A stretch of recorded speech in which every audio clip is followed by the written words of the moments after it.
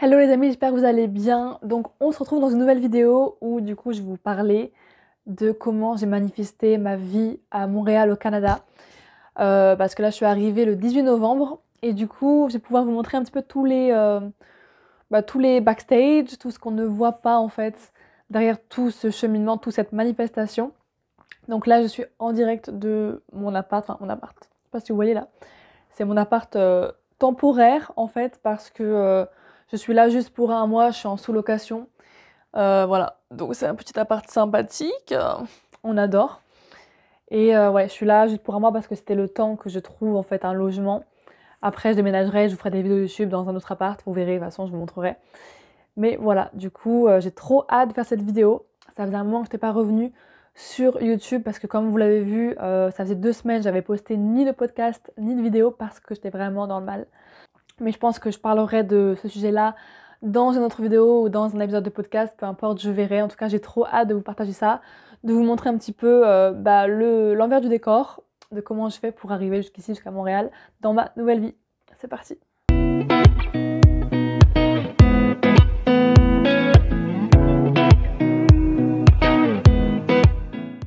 Avant de commencer cette vidéo, tu peux t'installer confortablement, prendre un petit thé, un chocolat chaud sous ton plaid parce que c'est la saison, voilà, c'est la période de l'hiver. Moi, je me suis installée comme j'ai pu. Donc, faut savoir que je fais des vidéos YouTube et depuis que j'ai commencé à faire des vidéos d'ailleurs, j'ai même pas d'appareil photo convenable. Je filme avec mon téléphone. J'ai juste un petit micro là, comme ça que vous pouvez voir que j'ai acheté sur Amazon. Enfin bref, un truc vraiment cheap, de basse qualité, mais bon, ça fait le taf. J'ai pas de trépied, j'ai même pas de ring light, j'ai rien du tout. Mais en fait, je me dis, j'ai pas forcément envie de mettre mon argent là-dedans parce que le plus important, c'est que le message passe, que mon téléphone en plus il fait la bonne qualité, du coup je me dis bah c'est ok, donc voilà. Le son aussi me paraît correct, donc bref. Le plus important c'est pas que ce soit parfait, c'est que ce soit fait. Voilà, vaut mieux parfaire, non, il vaut mieux faire que parfaire, c'est ça la phrase à retenir. Enfin bref, anyways, je suis super contente d'être là, donc comme tu le sais, voilà, je te l'ai déjà dit, mais dans cette vidéo je vais te parler du Canada, de Montréal, et je vais commencer par te parler, je pense, de comment j'ai fait pour manifester tout ça, parce que ça a été vraiment un long chemin, enfin vraiment un long processus de manifestation. Et je vais te parler aussi de comment moi je manifeste les choses dans ma vie, parce que j'en ai déjà parlé aussi dans un épisode de podcast. Après, ça relie beaucoup aussi à tout ce qui est loi d'attraction, manifestation et tout, foi en l'univers. Et je pense que c'est vraiment important de comprendre comment ça fonctionne et à quel point la foi, elle peut avoir une place vraiment, genre juste incroyable. Et quand tu as la foi en quelque chose, et je parle pas de foi forcément niveau religion, parce que moi je suis pas dans ça, mais je parle vraiment de foi ça peut être en plein de choses. Par exemple, quand tu allumes, on va dire, l'interrupteur pour allumer la lumière, tu as foi au fait que ça va amener la lumière et que tu vas pouvoir éclairer ta pièce. Bah, c'est un petit peu ça la foi, même si là je prends un exemple très bateau, mais vraiment, la foi c'est juste euh, croire en fait en plus grand que soi et surtout croire au fait que ça marche, que ça fonctionne, que ça va aller et que tu es sûr à 3000% que c'est pour toi. Et quand tu es persuadé d'une chose, bah ça va marcher. Voilà, donc c'est un petit peu le thème de cette vidéo. Donc ce qui s'est passé, c'est que moi j'ai voulu aller au Canada, à Montréal dans un premier temps. Bon, déjà, il y a plusieurs raisons, mais si je suis vraiment transparente et honnête envers moi et envers vous, c'est parce que je voulais rejoindre mon copain. Donc ça faisait quand même voilà, presque 2 ans qu'on était à distance, enfin 1 an et demi, 2 ans, ouais. Et moi j'en avais marre clairement. Sachant qu'en plus j'aime voyager et que Lisbonne, bah, j'avais fait un petit peu le tour. Pour l'instant, je savais que je voulais partir. Donc j'ai fait un PVT. Donc il y a beaucoup de gens qui font un PVT, c'est un permis vacances-travail. Donc tout simplement c'est voilà, pour avoir un visa en fait, tout simplement pour aller au Canada. Après, je suis pas forcément, enfin, c'est pas une vidéo pour vous expliquer comment faire le PVT, etc., sur quoi aller. Vous avez des sites internet qui sont très forts pour ça. Vous pouvez aller sur pvtiste.net, je sais pas si vous connaissez, mais bref, c'est super bien pour toutes les infos. Je suis pas une agence de voyage non plus. Enfin, ma chaîne YouTube, elle est pas là pour ça. Moi, c'est vraiment pour vous expliquer le processus de manifestation, la foi en l'univers, tout ça. C'est plus ce côté-là qui m'intéresse et ouais, qui m'intéresse à vous partager. Et donc, bref, je voulais vraiment aller au Canada, déjà dans un premier temps, parce que, bah voilà, pour mon copain, mais aussi déjà parce que financièrement, à Lisbonne, je gagnais plus assez d'argent pour ce que je voulais faire. Il fallait que je paie ma formation de coach pour devenir coach en développement personnel. Et bah voilà, ça coûte de l'argent et clairement, au Portugal, on gagne pas des masses. Le SMIC, il est même pas, je sais même pas combien il est, mais il est très bas en fait. En tout cas, c'est pas comme en France, c'est beaucoup moins cher, enfin moins, t'es moins payé quoi. Et donc, financièrement, il fallait que je trouve soit un autre taf, soit que je parte. Et je me suis dit, bah, autant faire d'une pierre deux coups. Je teste, je fais ma candidature pour avoir mon PVT, donc mon visa. Ce qui est au tirage au sort, du coup, c'est vraiment sur un coup de chance, même si, ouais, on va pas se mentir, l'univers, il joue beaucoup parce que je crois pas trop à la chance. Et donc, en gros, tu t'inscris, et puis si c'est tiré au sort, tant mieux, sinon, tant pis, t'attends l'année prochaine. Donc, moi, j'ai fait ça, mais vraiment en mode lâcher prise, en mode, je veux aller au Canada, mais si je vais pas, c'est pas grave.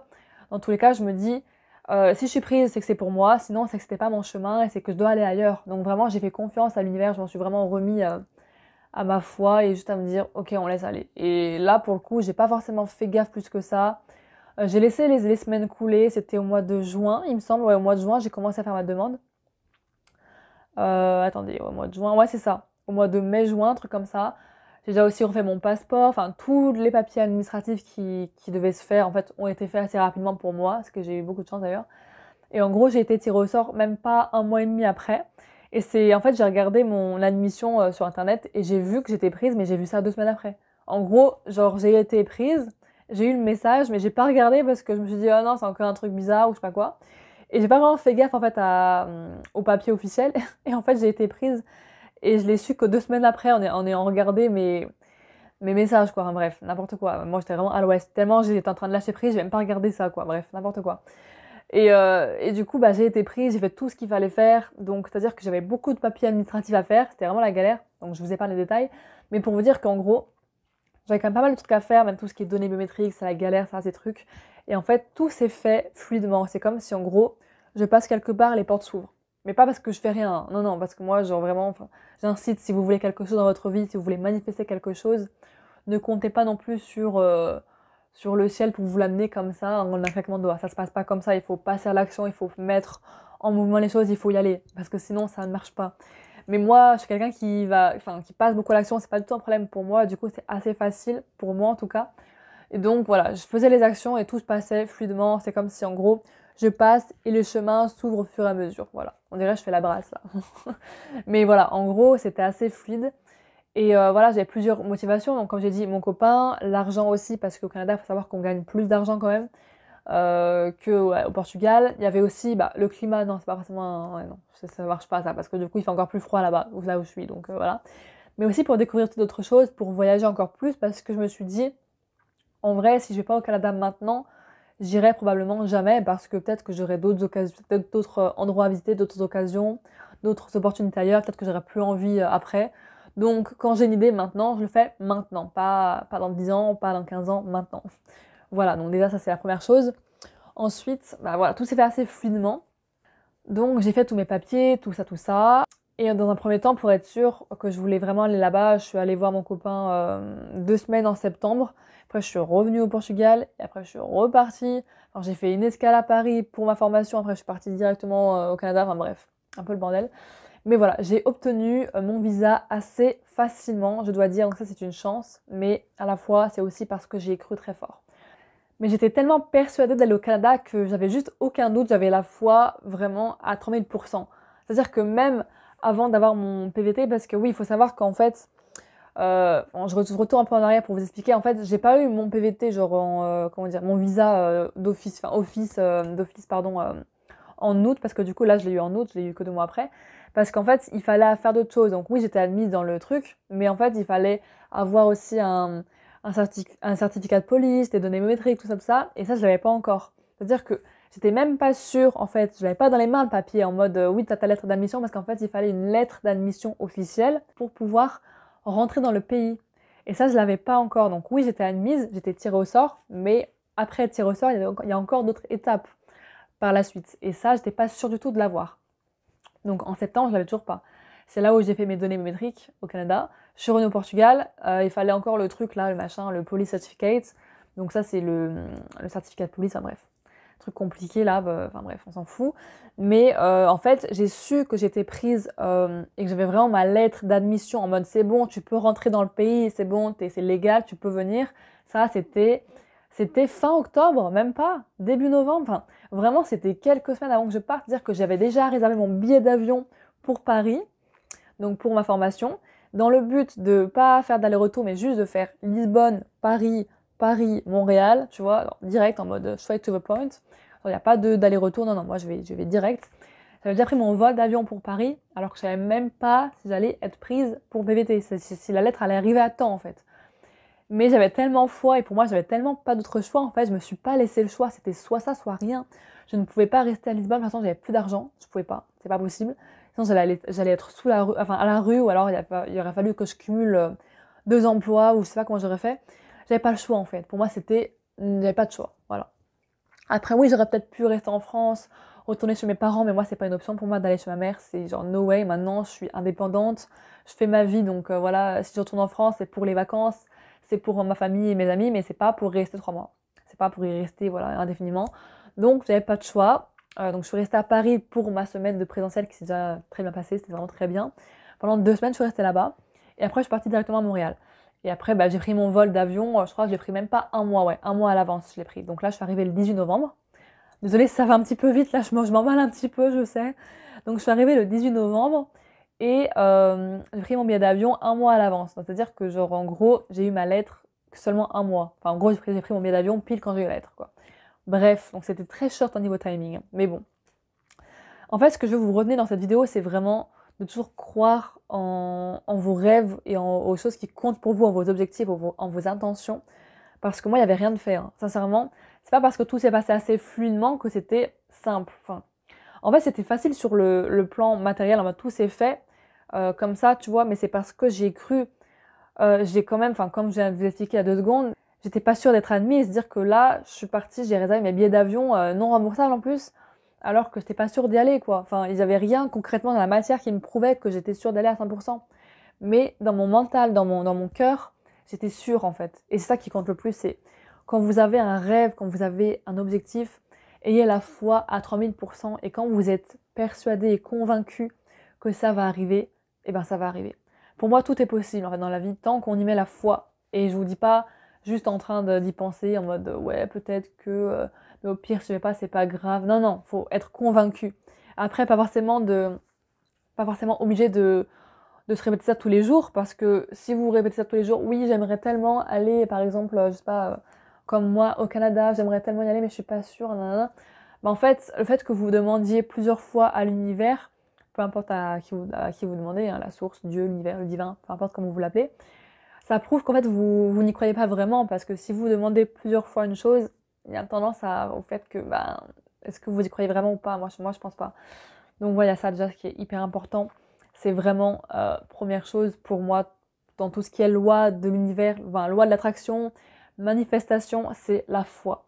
Y croire comme si ta vie en dépendait, comme si tu étais sûre que tu étais déjà là, c'est comme si tu l'avais déjà, tu pouvais déjà le ressentir. Donc première chose, c'est la foi inconditionnelle. Ensuite, la deuxième chose, je dirais, c'est vraiment les émotions qui vont avec. Donc c'est ressentir l'émotion que cet objectif va te procurer. Et ça, c'est aussi très important dans le sens où si ta foi et tu crois à fond, forcément, les émotions en vont avec. Enfin, pour moi, c'est juste logique. Peut-être pas pour tout le monde, mais en tout cas, pour moi, c'est logique. C'est-à-dire que, par exemple, tu as le rêve, comme moi, donc je prends l'exemple que j'ai parce que c'est celui qui me vient sous la main.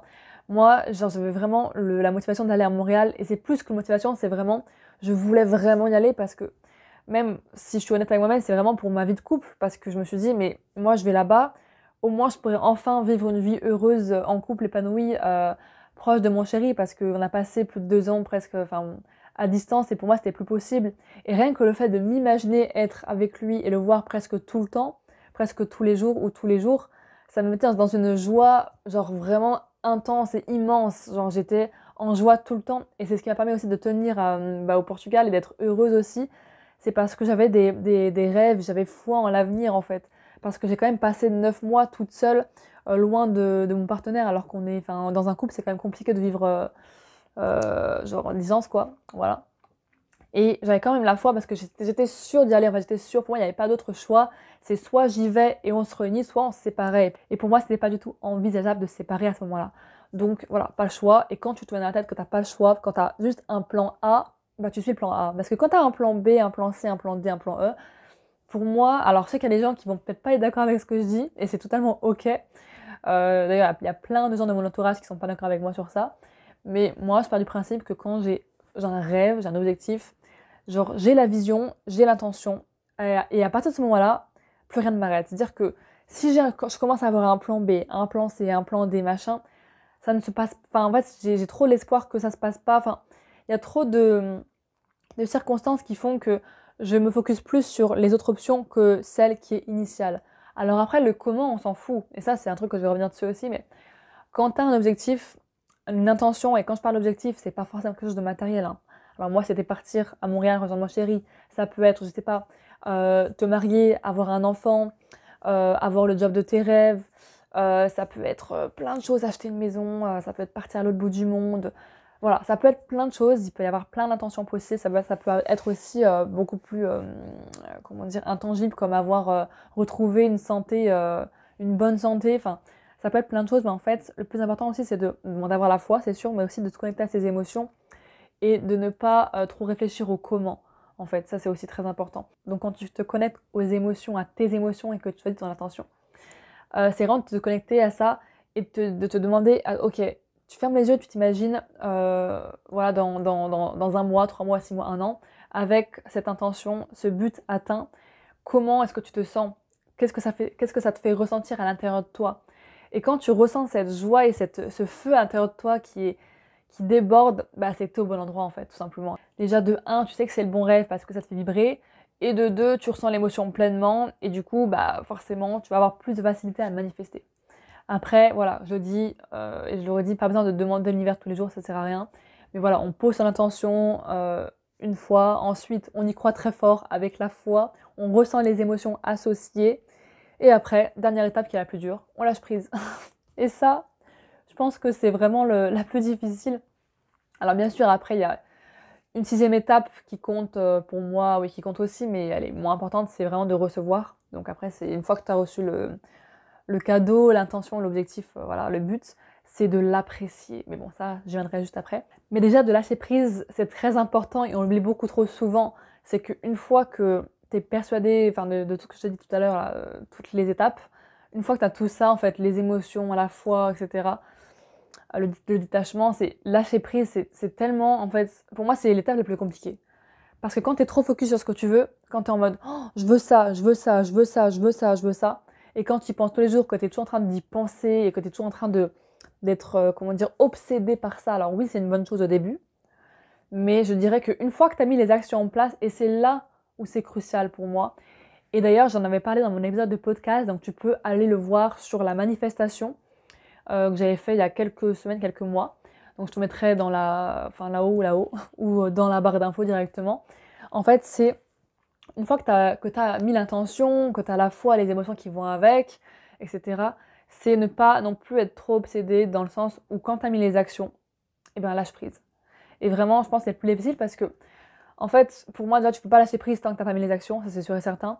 Mais quand tu as fait un pas en avant et que tu as montré à l'univers que tu veux cette chose, ce bien matériel ou ce service ou cette chose intangible, ben, comme un voyage, je sais pas, un amour, etc.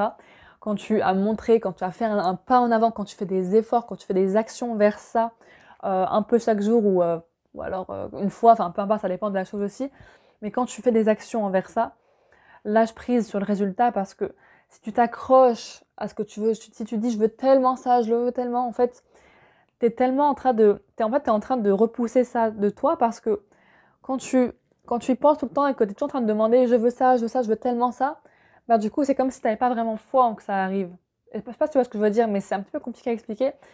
Je sais pas si tu me suis, je sais pas si je suis claire d'ailleurs, mais en fait c'est ça, en fait, c'est quand tu as les actions posées, tu sais que tu as fait ce que tu pouvais faire, tu sais que tu as fait tout ce qui était en ton pouvoir pour aller vers ce que tu veux.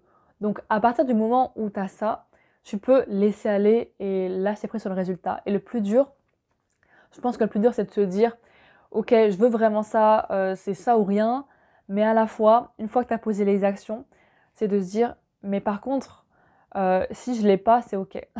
Alors ça peut paraître très contradictoire, je te l'accorde, mais je dois te dire que, en fait, quand tu as la foi, bah, en fait, tu t'en fous parce que tu sais que tu vas l'avoir, et que même si c'est dans un an, 10 ans, 40 ans, c'est pas grave. Genre vraiment, déjà, faut lâcher prise sur le temps, mais aussi sur le fait que tu l'aies ou pas. En mode, parce que des fois, toi, tu crois savoir ce qui est bon pour toi. Sauf que pour moi, la source, le divin, sait encore mieux que nous. des fois, tu crois vouloir quelque chose, en fait, tu l'as pas, et en fait, c'est tant mieux pour toi.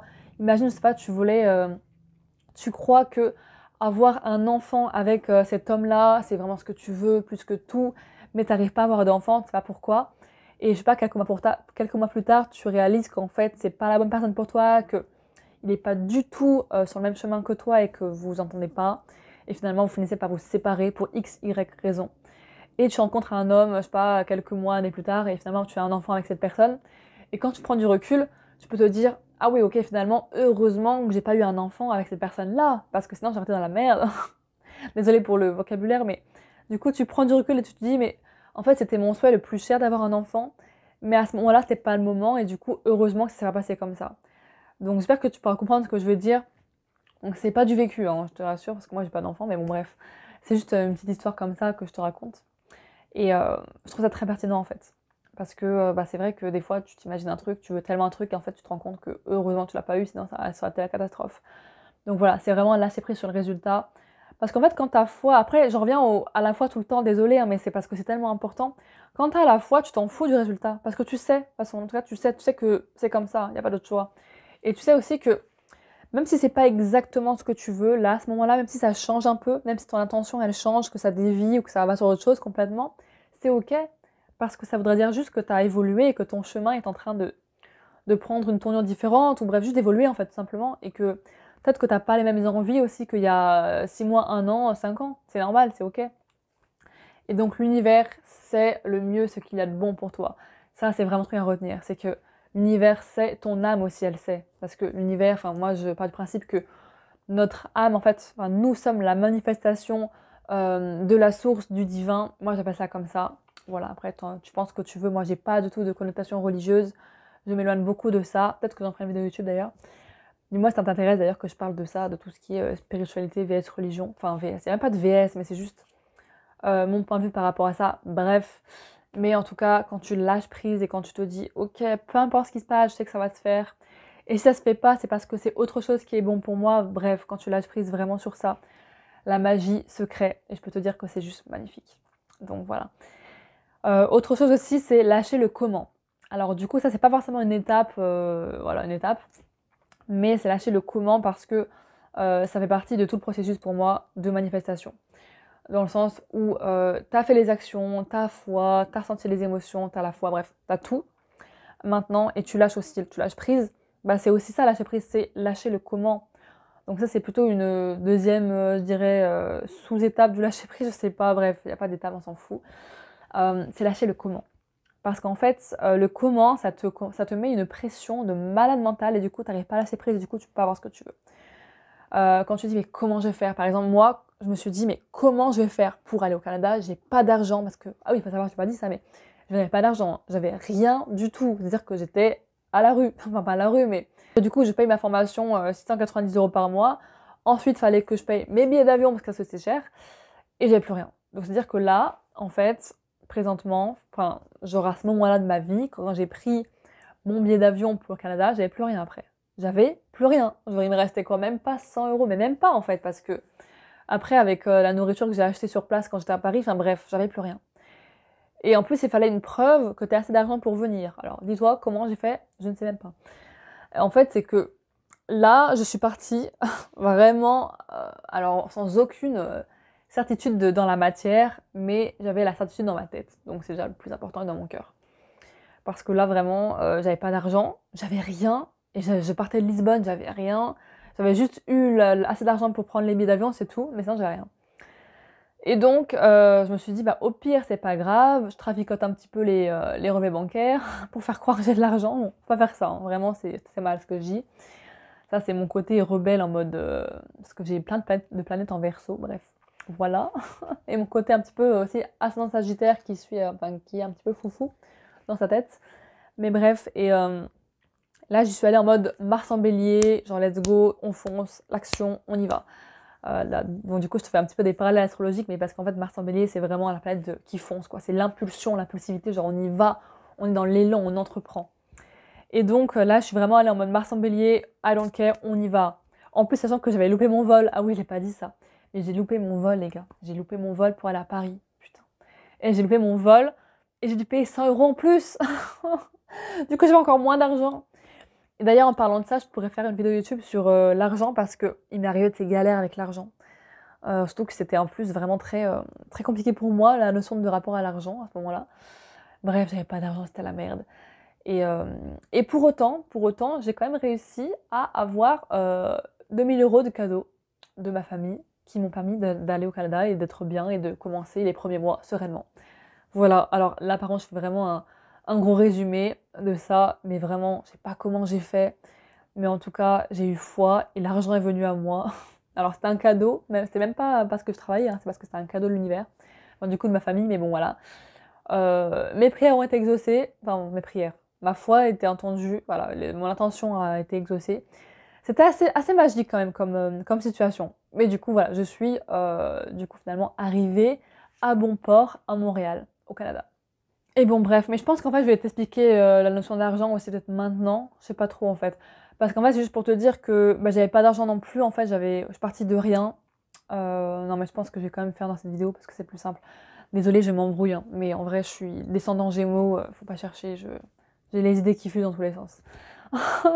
Donc je disais, ouais en fait j'avais pas d'argent donc quand je suis partie.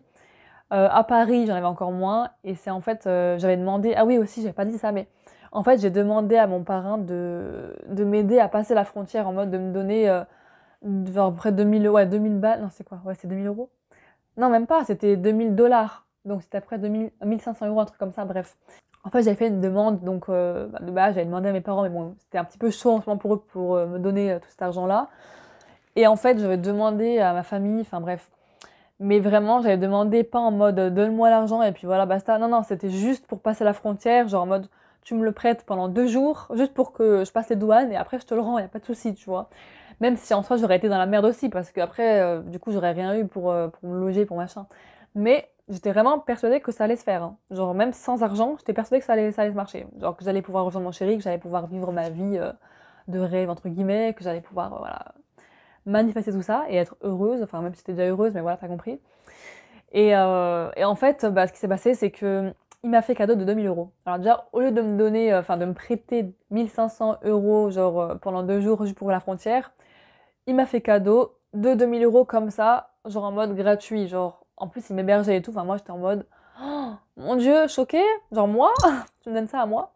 Et c'était hyper touchant et pour moi c'était hyper fort comme message. Je me suis dit mais Justine, putain, en fait l'abondance elle est partout autour de toi. C'est-à-dire que là, tu as créé ça dans ton champ d'expérience parce que, ok, c'était pas mon argent de base, mais je veux dire, tout ce qui t'arrive dans ta vie, tu le crées.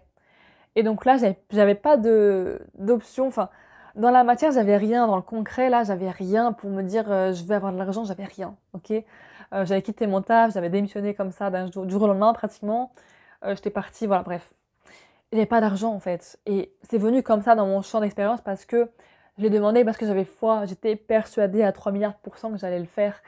Et je sais pas si tu peux sentir mon énergie que je mets dans cette vidéo, mais je pense que tu peux le sentir. Et vraiment, ça qui était beau, c'est que j'avais foi et que la foi, pour moi, ça surpasse tout en fait sur Terre. Je pense même que c'est l'une de mes valeurs numéro 1 avec l'amour.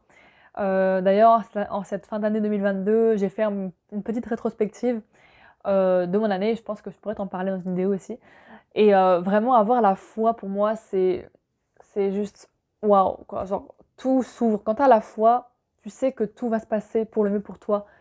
Personnellement, je sais que je suis guidée par l'univers et on est tous et toutes guidés.